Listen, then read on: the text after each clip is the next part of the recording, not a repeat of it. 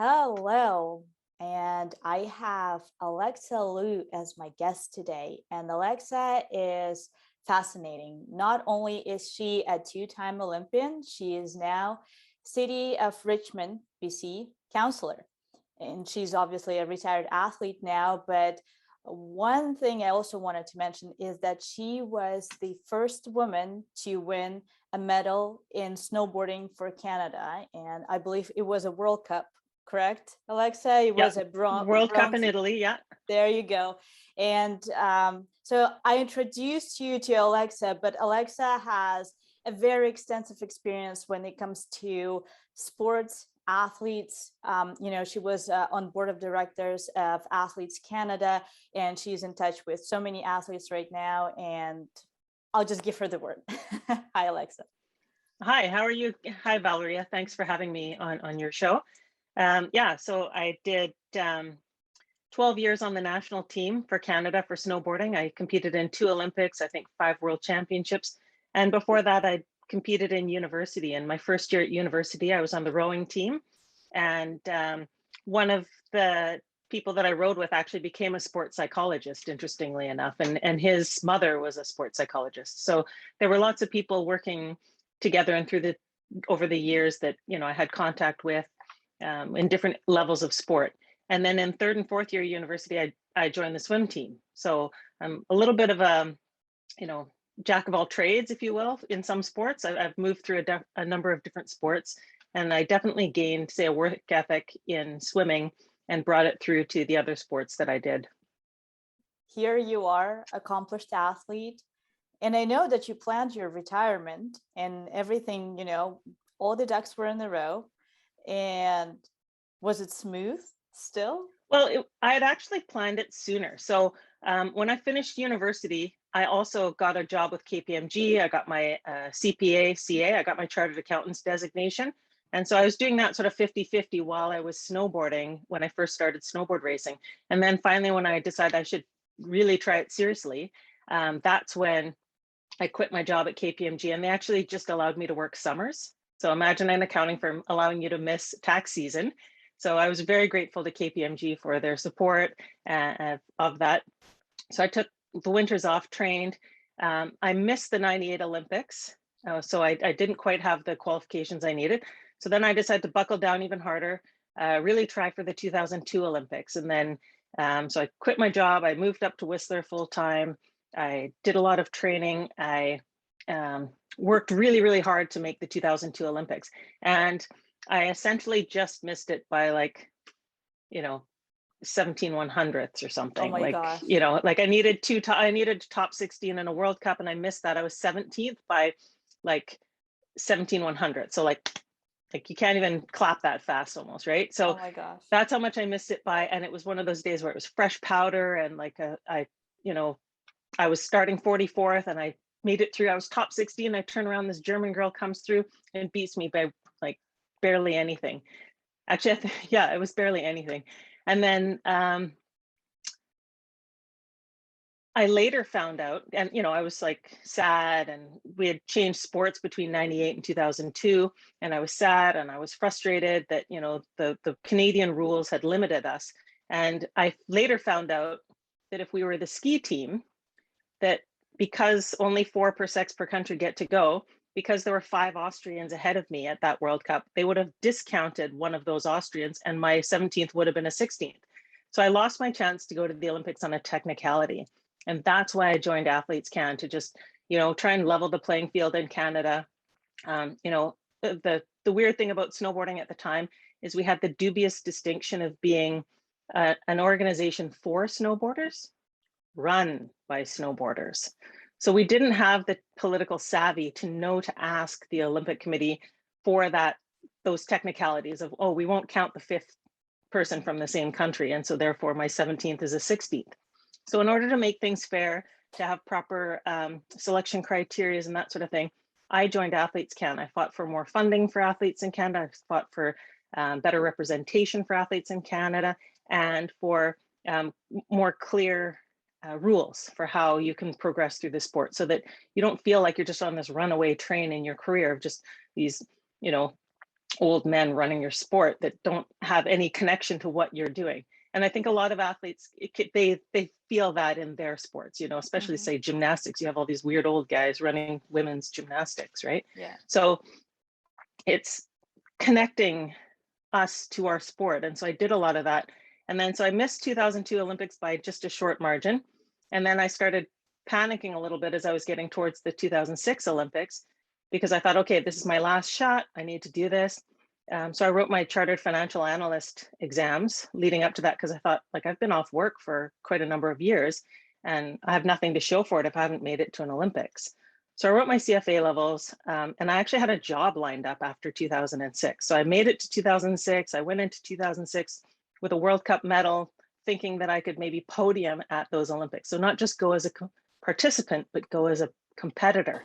And when I left after the 2006 Olympics, I walk in, I had a job at MNP, which is also an accounting firm, but I was going to be doing private equity work with them with my newly minted CFA, basically.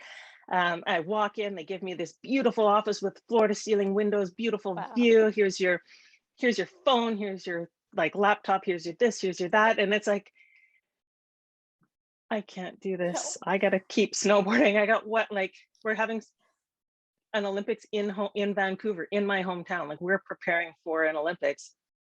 I have to do this. I got to do this one more time, you know, and I have to do it differently. I had ended up 20th. I fell at the 2006 Olympics, and I remember going through the mixed media zone, just having the CBC radio or TV person stick a microphone in my face, and so how are you feeling? It's like, well, I just felt like I'm embarrassed. I'm sad. You know, this is awful. And at some point you realize to yourself, like, wait a minute, I'm an Olympian.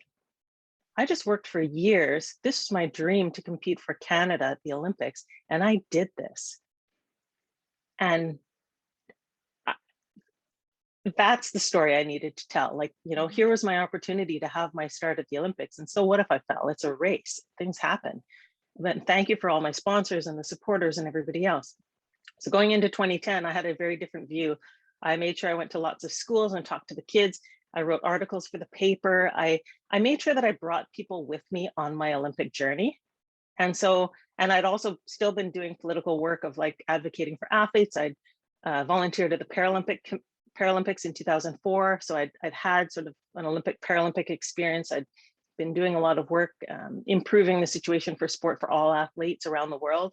And so I'd met a lot of people, I had a lot of contacts, and I had a lot of plans for my life after sport after 2010.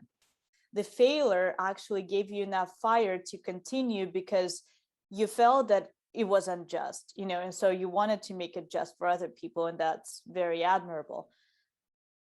And I felt I needed, I felt I needed to make it more than myself, right? Like, you know, here you are, and here you're just sitting there with your result, whatever that was. And it's like, well, wait a minute, this should matter somehow, right? So there was that piece of, you know, how do things matter, and how do you make them matter to people, or how can you support other people?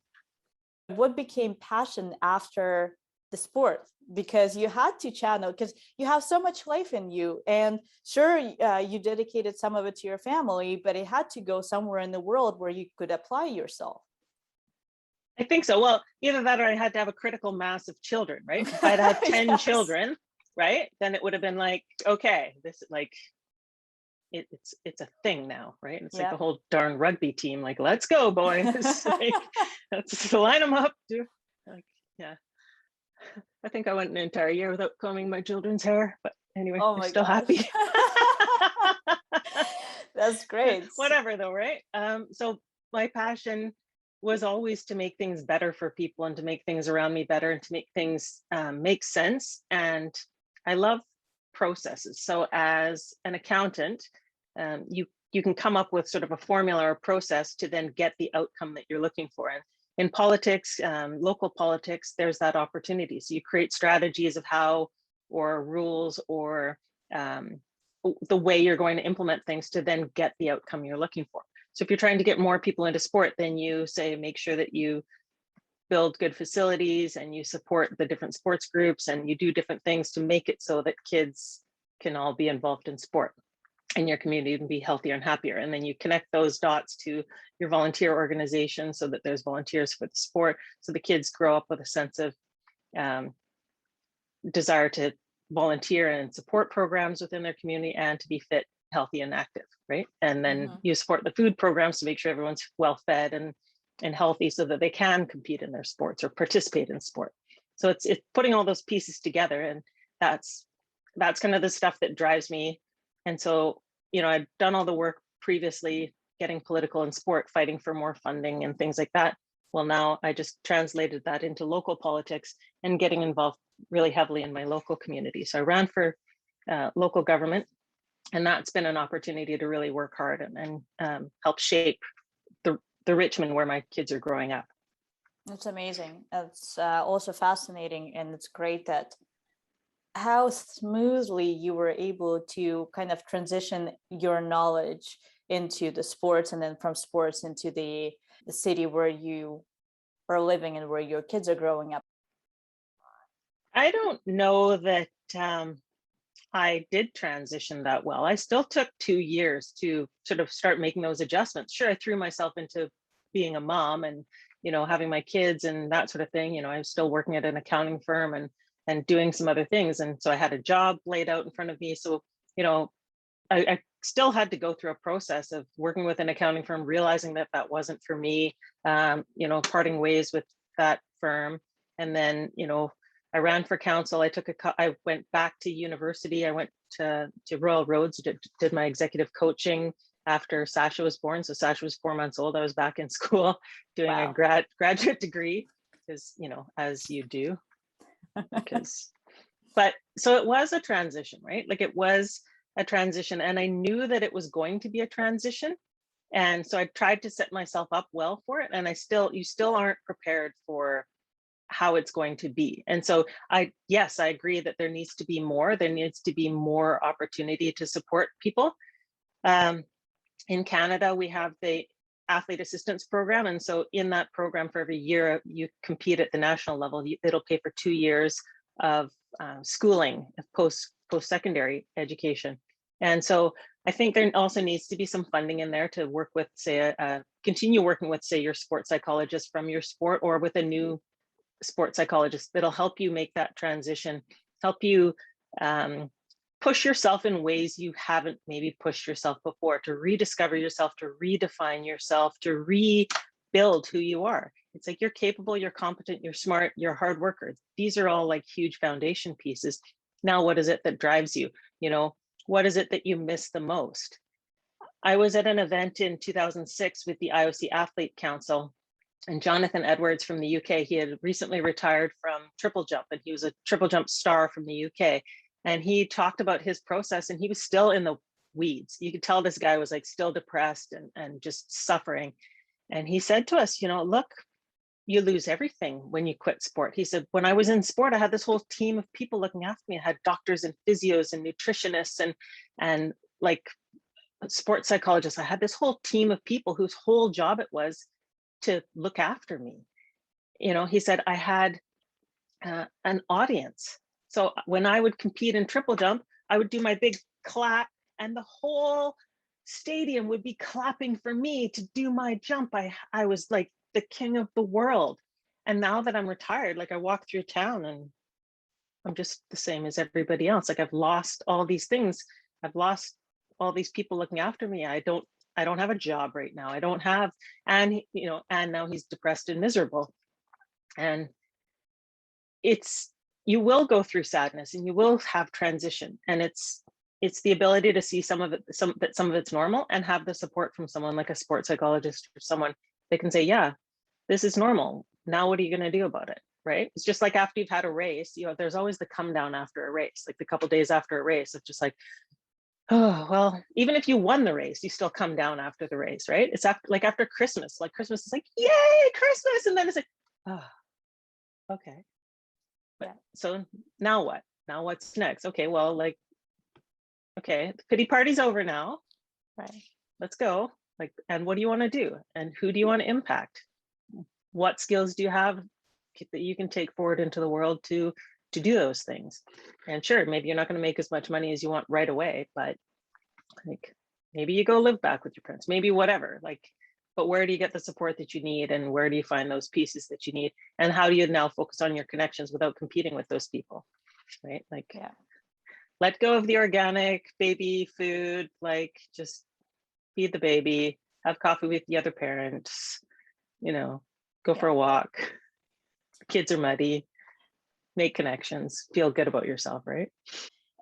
If we were to create a space where it's athletes talking to athletes, I find that even talking to someone as an athlete would make a difference. Talk it out.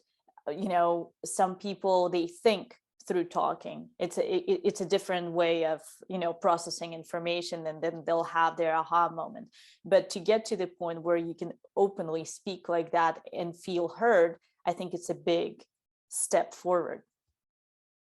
I agree. I think it is a step forward. I think it's giving those athletes some skills too around having those conversations, right? So learning some of the coaching techniques. So, that I think that's an opportunity for, say, everyone in this world, but also for athletes to have that coaching conversation of, putting it back on the other person. Okay, so, tell me more about what you're missing. Okay, so it sounds like you really like the audience. Okay, so where in your life could you find an audience? Like, what other things do you care about? And so how do we connect those people together, and how do we do that? Certainly I've talked to some of my former teammates, and I think more I've probably talked to some of their parents, and given them some ideas of where to sort of support their kids, right? Because I think you also need that foundation of having the relationship in the first place before you can sort of open your heart up to someone. I think one of the things that I found connected me with other people, you walk into the Olympic Village and you look the other athletes in the eye because you get each other. Like, you get each other because you have that weird laser focus of like that trainload of want. And that's why we get each other, I think. And so I think supporting each other to help go through these transitions would be great. So now it's like, what kind of platform do we use? How do we get the athletes together? And how do we normalize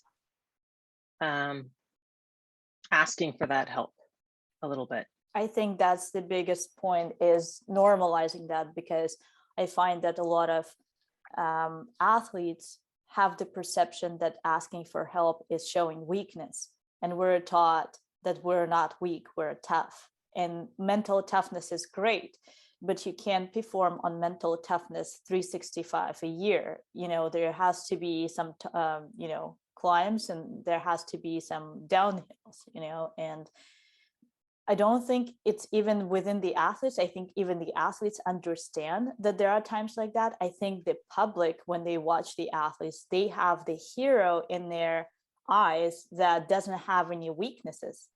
And it's almost like godlike. They don't have any flaws. They don't have any weaknesses. How can they go and look for help? Then that destroys the illusion, and I think there's two sides of the story. There's an athlete who still wants to be liked by the public, and there's the public who still wants to like the athlete.